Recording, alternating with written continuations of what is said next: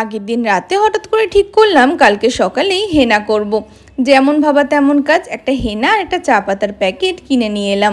তো এখানে চা পাতাটাকে ভালো করে জলে ফুটিয়ে নিয়ে সেটাকে ঢাকা দিয়ে রেখে দেবো অনেকক্ষণের জন্য, যতক্ষণ না রঙটা ছাড়ে। তারপর হেনাটা ভালো করে বাটিতে ঢেলে নিয়ে ওর মধ্যে জলটা দিয়ে ভালো করে মিশিয়ে নেব। আর সত্যি কথা বলতে এটা আগের দিন রাতে যদি ভিজিয়ে রাখো না, খুব সুন্দর একটা কালারও আসে। আর রোদে পড়লে একটু হালকা ব্রাউনিশ ব্রাউনিশ একটা কালার আসবে। যাই হোক, এটা ভালো করে মিক্সিং হয়ে গেল। এরপর আমার বদমাইশিও শুরু হয়ে গেছিলো।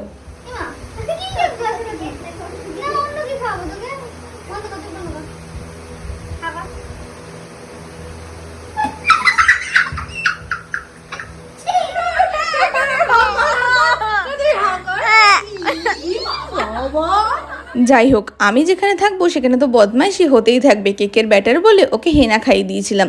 পরের দিন সকালবেলা হেনার মিক্সনটার মধ্যে দিয়েছিলাম কুসুম ছাড়া ডিমের সাদা অংশটা, একটুখানি মধু আর টক দই। টক দইটা তোমরা যতটা পাতলা করতে চাইছো সেই অনুযায়ী দিও, বেশি পাতলা করো না, কারণ গরমে খুব অসুবিধা হবে নইলে।